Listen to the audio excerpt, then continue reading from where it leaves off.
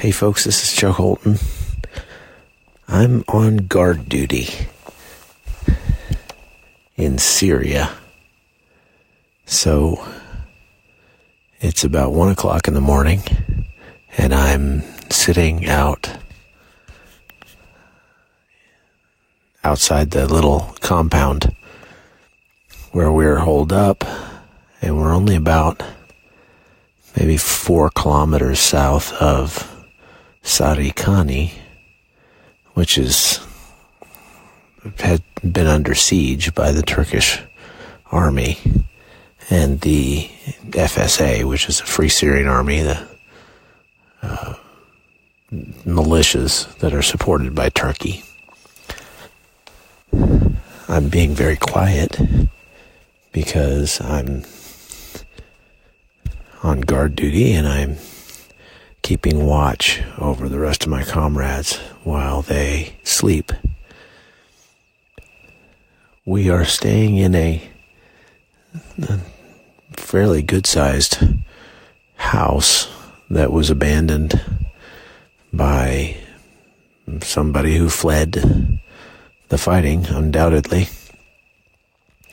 This is one of the weird things about combat, that when you're in combat, you really just take what you need. And I guess the rules of life are a little different. So the SDF forces that we've been kind of hanging around with took over this house. I don't know who it belonged to, but they took it over and they've been staying here. And once we came in, then actually they picked up and moved across the street into another abandoned house. They didn't really want to stay here with us. And I think there might be a couple reasons for that. One of the things I've noticed is that they are very concerned about getting hit by drones and bombers.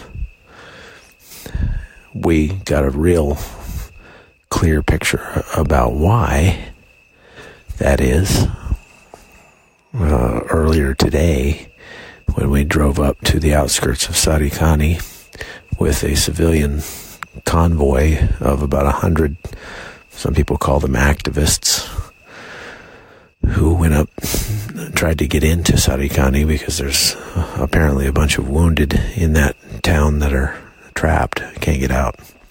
And so we took our ambulances up there and tried to go with them, but weren't able to get in because Free Syrian forces are still kind of blocking the way. And so there's a ceasefire, but there's definitely not a ceasefire. I've been on guard duty for a little over an hour now, and the entire time I've been standing watch, there has been a pretty massive battle going on to my south, which is kind of concerning because south is supposed to be safety for us. North is Turkey, and south is the town that we came from, Tal Tamr. The names here are hard. And so we're about, I'd say, 15 or 20 kilometers from Tal Tamr, and maybe 10 total from the Turkish border to the north.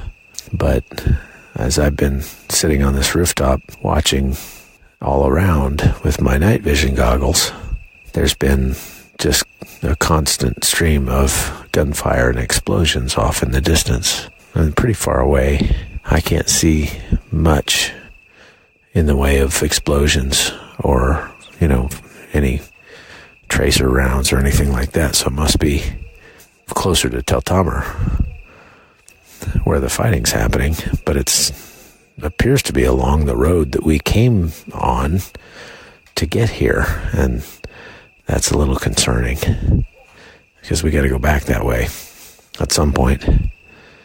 Now, there's been fighting in the village to the west of the road for the last couple of nights, and I wonder if maybe that's coming to a head. I can't really quite pinpoint exactly where that fighting is, but now I'm hearing more fighting over to the east or southeast.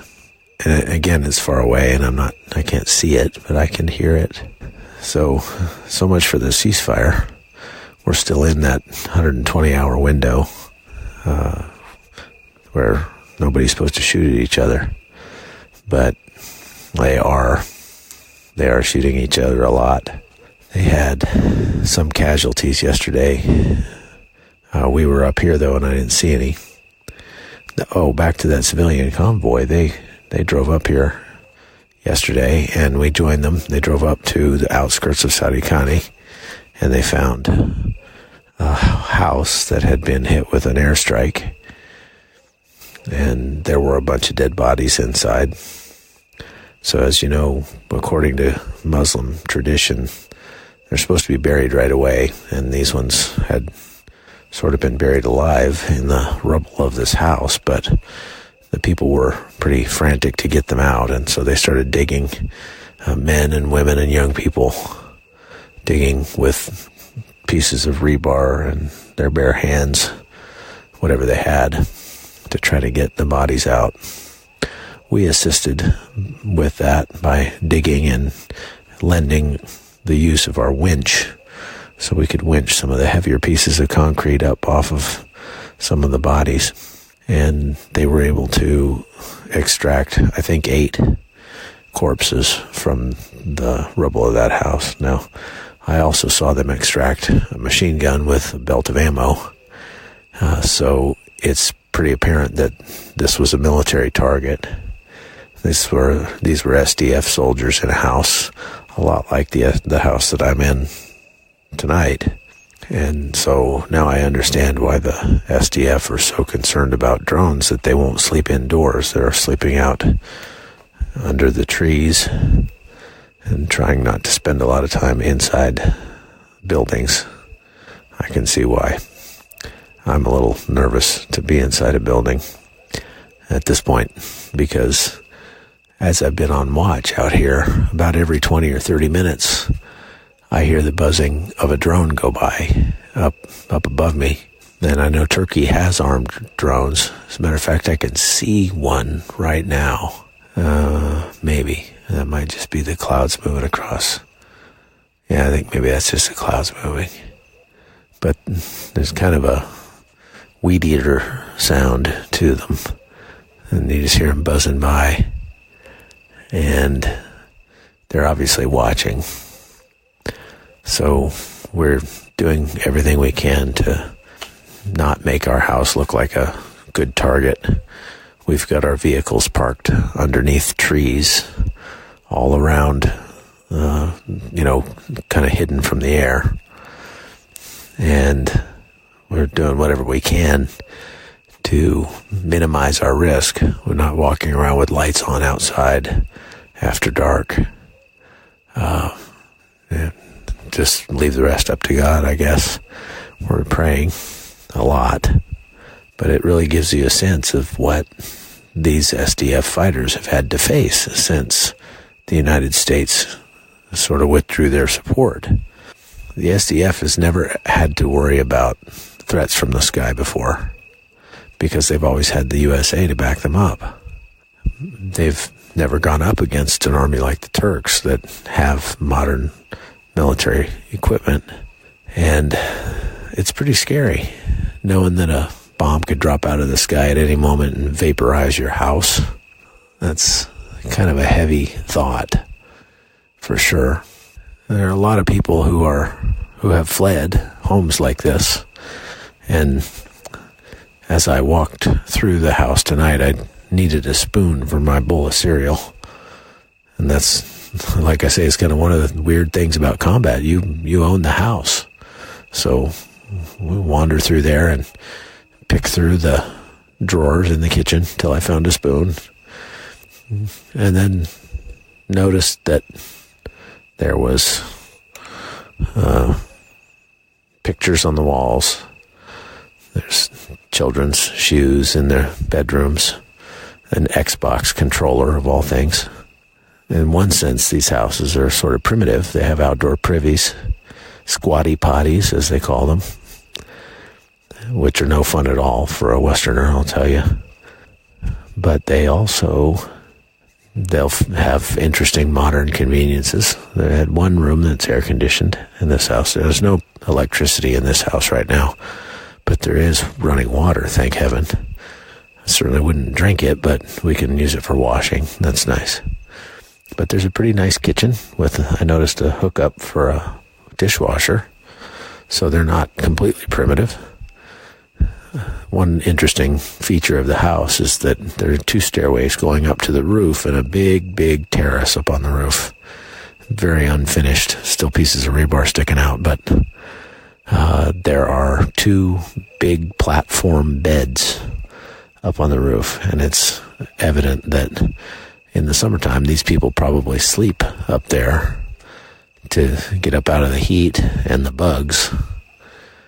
And it actually would be really, really nice to sleep up on the roof, but right now we're too concerned about drones. I don't want to leave a bunch of heat signatures on the roof for a drone to take notice of.